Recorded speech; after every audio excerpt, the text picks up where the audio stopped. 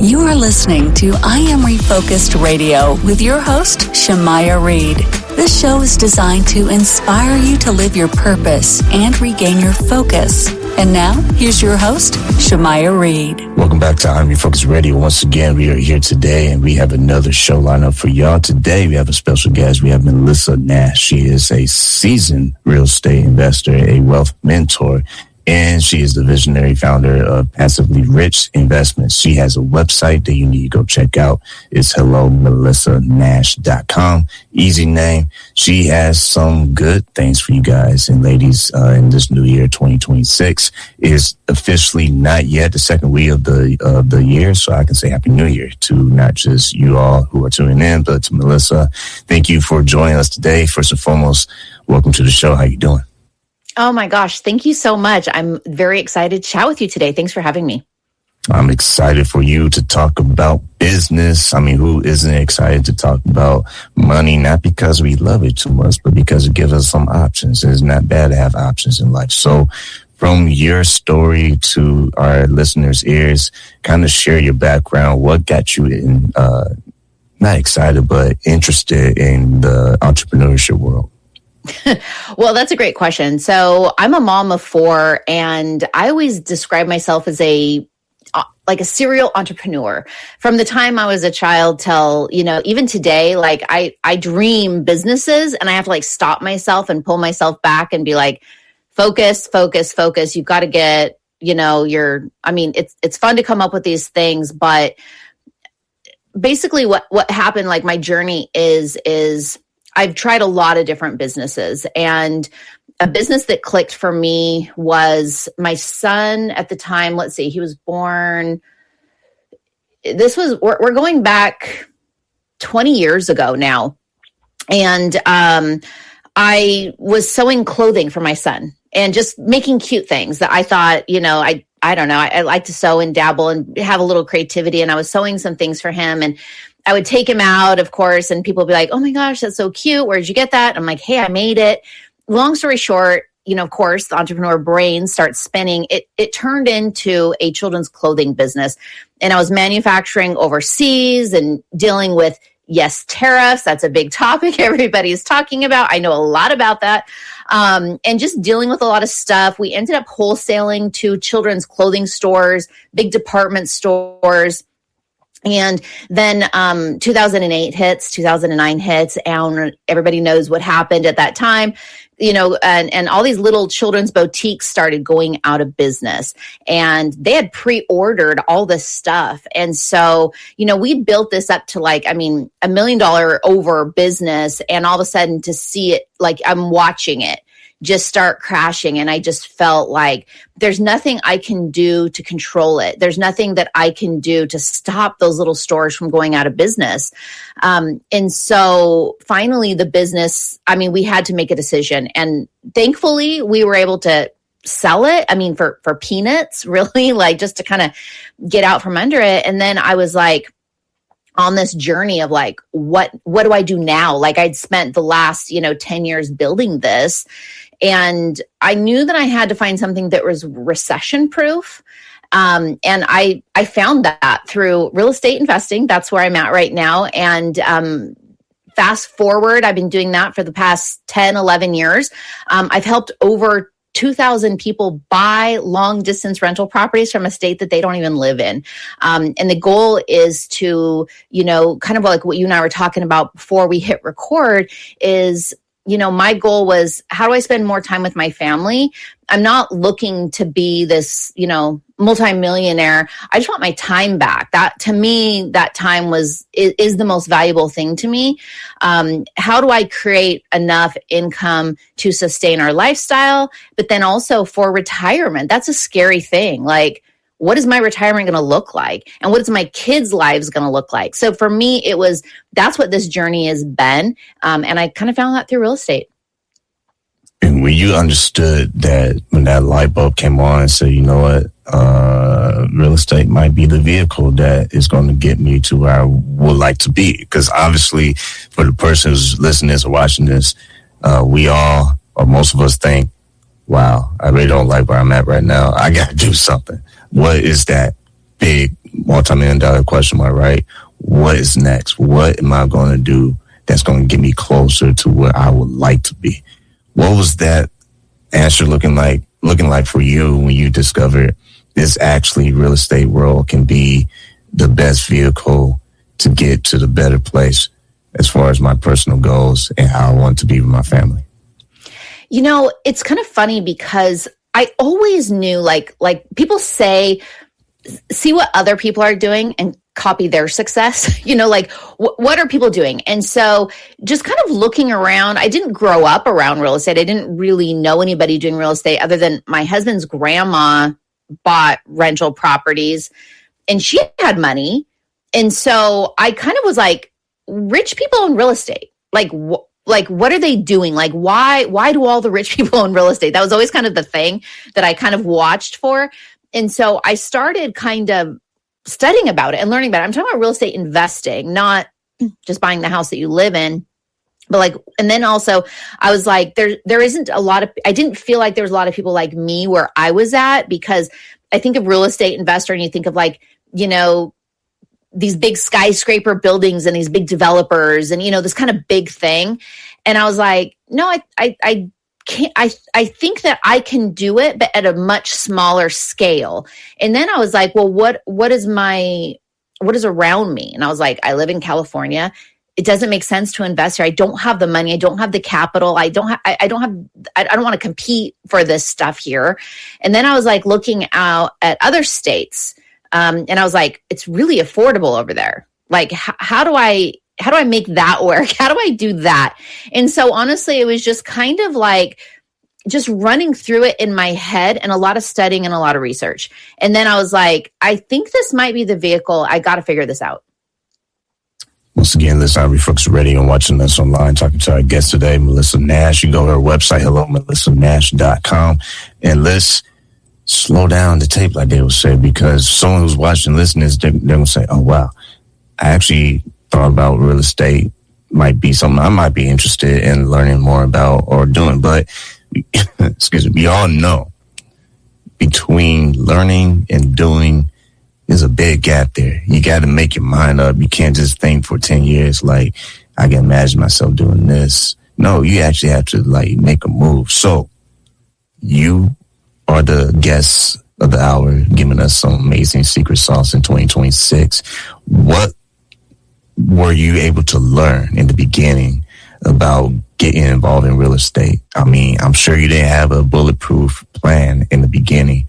What did that process look like for you trying to learn that curve? Yeah, definitely. So first of all, I knew that I wanted to do something quick. And so I knew that I was going to have to trust other people.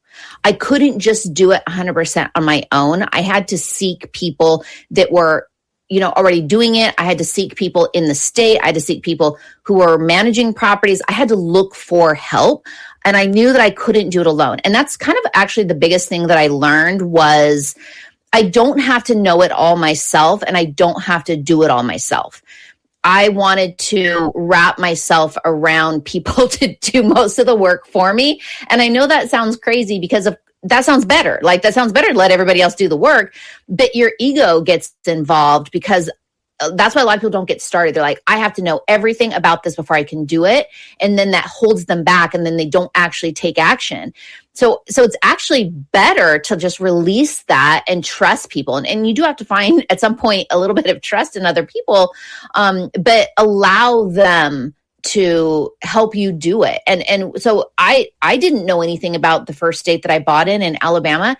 I didn't live there. I didn't know the laws. I didn't know the rules. I didn't know the regulations. And so I had to seek out those people. And I've continued to build my portfolio that way. I have a 7-figure real estate portfolio now. And it's because I'm trusting other people to do the work for me, which is giving me my time freedom. Actually, that's actually what I want. So as an entrepreneur, you have to like kind of train your brain to move forward. And like I just said, for me, that was releasing the ego that I had to know everything up front before I got started. To follow up on that, when you decided that, okay, I have a plan that it looks like there's some life here, there's some light at the end of the tunnel. I'm sure there was some mistakes along the way. I'm sure there was probably some heartbreaking news, what have you. Kind of take us back to the situation where early on, man, it felt like you maybe hit a brick wall. And it's like, wow, do I really want to continue this? I mean, kind of share that with us. And how did you overcome that? Yeah, I'm laughing because real estate investing. So I'm an investor, not a landlord. So all the dirty work goes to the property manager. So I don't have to deal with the tenant stuff. However, I own the property. So real estate investing, it is for the faint of heart. Like there are going to be things. And I think that's setting expectations. My very first property, that one that I bought in Alabama that I was so excited about, I ran the numbers a million times. Everything checked out. The property was already renovated. There was a property manager in place. I was going to cash flow like X amount of money. I mean, I was super excited about it. And of course, I get a call from the property manager that there's a squatter in the property. And, that first was like definitely like, oh my gosh, you have to grow thick skin really quickly. But the good news is the property managers handled it. Like I didn't have to handle it. Like they dealt with it. They got them removed. They got them out. They solved the problem for me, but I still owned it. So I had to pay for it. So, setting expectations when you're starting to get into real estate investing is there will be a vacancy, there will be a maintenance issue, and there will be a random thing that you can't control. And that doesn't mean to give up the ship. It's like if you own a stock portfolio, and all of a sudden the CEO gets into trouble by being recorded on a jumbo screen, with the mistress. Like, do you sell all your stock? Do you jump and abandon ship? No, you ride it out. There is a purpose for it. It's a long-term strategy. And that's the mentality that I learned early on, even though I kind of freaked out a little bit. And I was like, is this for me? I was like, I have a plan. I have a strategy. This is a long-term investment. And I got through it. And I still own the property today, and it's my best performing property. And I think a lot of people would have freaked out and thrown in the towel early on. But I'm so grateful. I'm so grateful that I did it, and I had the right mentors kind of guiding me at that time. You now have the opportunity to teach people and help new beginners, those who don't know anything about it, but they're like, you know what? Well, shoot, if she can do it, man, let me see if I have what it takes to give it a shot. So you have a class called 3 Steps to Financial Freedom for our viewers and listeners. Kind of explain what all that entails and what they can expect if they ever got into it with you. Yeah, definitely. So first of all, that's free. I offer this free to people because, when I first got started, and most people, we aren't taught about how wealth is created in this country. We're not taught how the money system works. We're not taught about all the tax benefits, which, by the way, is all created for the wealthy. Like, hello, shocker, but every system that we have is created for the wealthy. So we just have to follow what they're doing and mimic it. We have to go find it ourselves, and we have to go, and it's a mind shift change, because we all, also live in this Dave Ramsey world where everything is like, debt is bad, and, just pay off your house. And, the American dream is not what the American dream was in, 1950, when we've got 2 people that have to work for their, to support a household now. And, it's not the same. And then I'm like, I want to break through people's brains like mine was. My mind just exploded when I actually learned how I can not pay taxes through real estate, how I can grow wealth through real estate, and all the benefits of it. And so that course that you mentioned, at the beginning of it is just kind of like, how do you actually make money through real estate? Let's break it down, because there's a million ways you can make money through real estate. You can, flip houses, you can wholesale houses, you can, what I do is buy and hold. So I buy the houses and I hold them long-term. And I'm talking about single family houses. You could buy multifamily, you could buy storage units. There's a million things, and they're all great. But you need to learn, first of all, how you make money through real estate, where all the benefits and the profit centers are, so that when you do hit something like a squatter, you don't just give up and throw in the towel and run. It is a long-term strategy, what I've got going on. And so that's what the course first of all, teaches you is kind of like, let's break it down, understand what you weren't taught in school. Then how can you do it? Do you want to be an active investor? Do you want to be a passive investor? That will help you narrow out, like, what do you have time for? And then money, you do have to, put money on the table. So what type of money do you have? Then that kind of narrows it down to, well, maybe this type of real estate investing makes sense for you. Maybe it doesn't.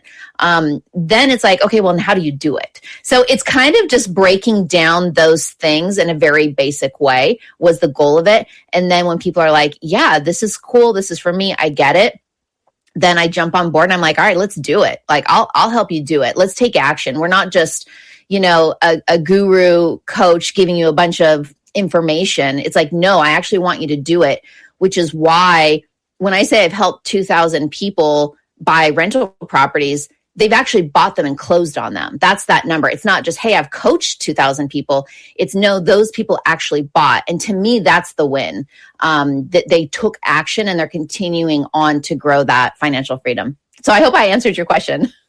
You did, man. I can imagine people probably want to head over to your website and get more information. If you want that, I can give it to you right now. It's HelloMelissaNash.com. Again, that's HelloMelissaNash.com. We're talking about not just her entrepreneurship story, but her as a mom, as a woman, doing what you do.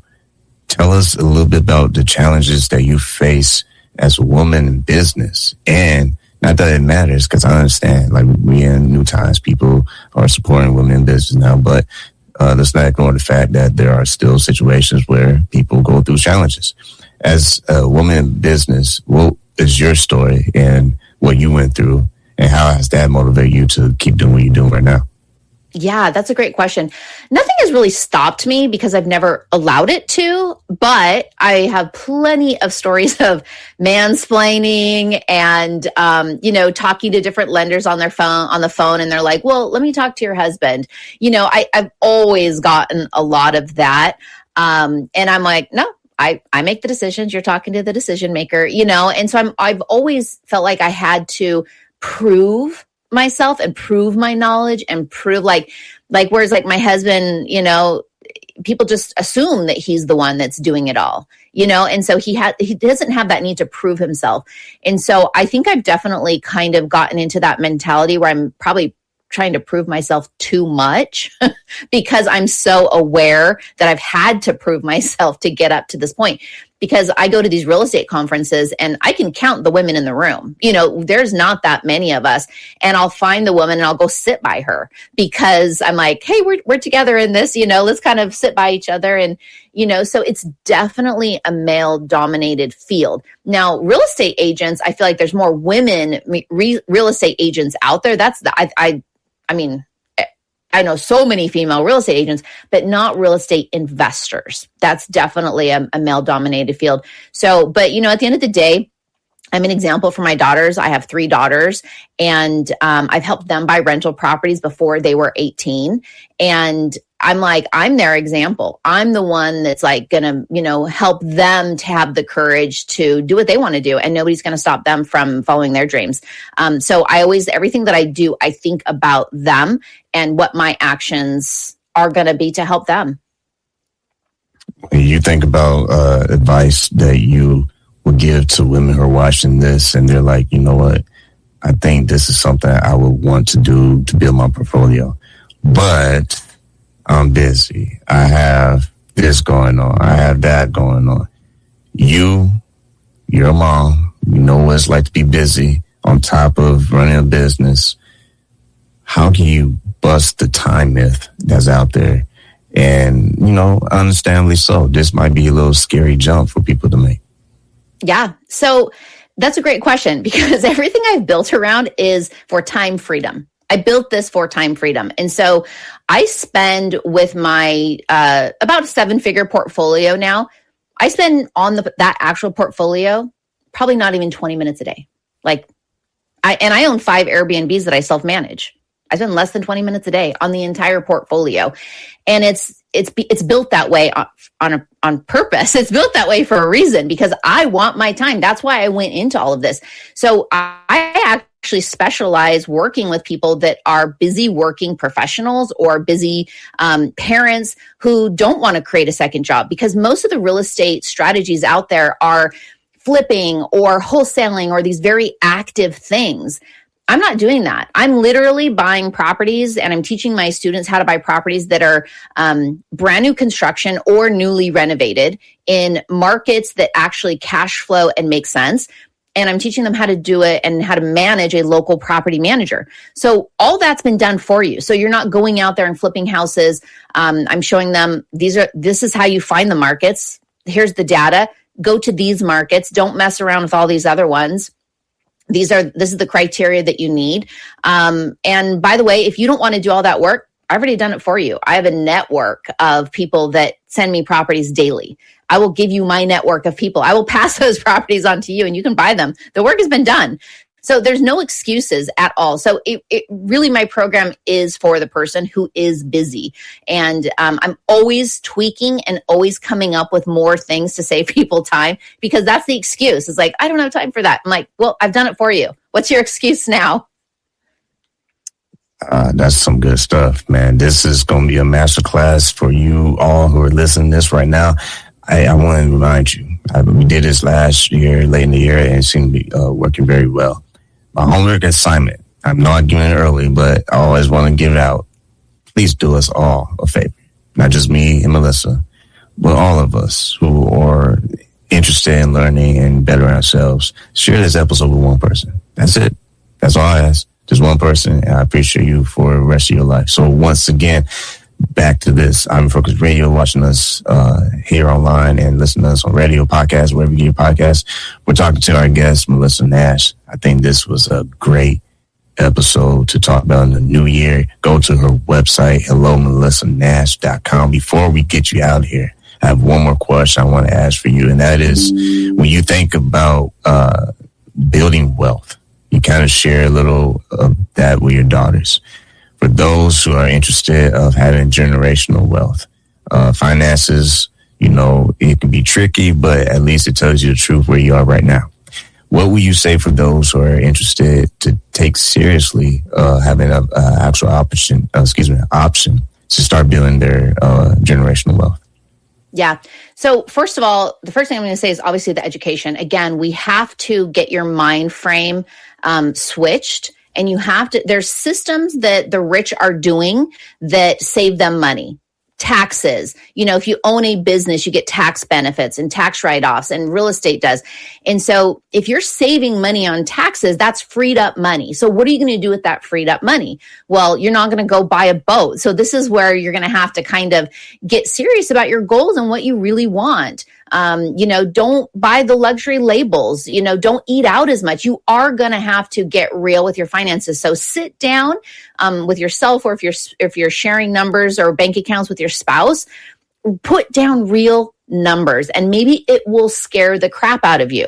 And you're going to put it on a spreadsheet or put it on a piece of paper, go through your bank statements and write down, this is my actual bills. And that's really scary. Most people don't do that because they know that it's not good and they're afraid. So you've got to get that fear out. So put down your real numbers and then go, what am I trying to do? What am I trying to live for? Am I just trying to live so that I can have a designer bag and then I'm, working to pay my rent and that's it? I have no time, Unfortunately, that's what a lot of people are working for. They feel like that's what they need. And so if your priority is time freedom and generational wealth, you want to build wealth not only for your own retirement, but also what are you teaching your kids and what are you going to pass on down to them? We have to focus now. And so put those numbers down and then figure out, okay, now what am I going to do to save money? What am I going to do to not spend that money? Then you're going to start educating yourself. Read Rich Dad, Poor Dad, Robert Kiyosaki. This is the number one book that I recommend to everybody. It is going to just blow up your mind because it's going to help you get through that mind shift of how the rich actually make money. And you can do it too. That's the thing. These tax codes and everything are not just written for the wealthy. They're written for every single American. We just don't know about them. So they're there for all of us. So we've got to learn, because if you're not paying that money to Uncle Sam and you're going to be able to take that money and then invest it, you're going to create wealth. You're going to create wealth for your family. Once again, this is Refocus Radio, talking to our guest today, Melissa Nash. She has a website you can go to. Make sure you bookmark it. It's hellomelissanash.com. And I'm sure you've been on numerous platforms and you've been doing this for a while, doing these interviews. But you have a show yourself. And if you can, with our audience, how can we tune into that show? Oh, thank you for mentioning that. So Passively Rich with Rentals is my podcast, and I just started it last year, and I'm just absolutely having a blast with it. So everything on there is just really for the busy person who wants to invest in real estate, but they don't know how to. So how can you actually do it and get started? That's what the podcast is all about. Well, I'm subscribing today. I'm going to tune into that. And I want everyone who watches this and listens to this to do the same. Don't just share this episode. Go to her show and check it out. Spread the love. Once again, I want to say to Melissa, if anything I didn't cover in the show, if there's any updates, any events you have going later in the year or a book, I do have a book in the plans and in the works, but yeah, it's that'll be next year's goal. I'm focusing this year on, my portfolio. I'm always growing. I'm not stopping growing my portfolio. I will always be a real estate investor and adding new properties.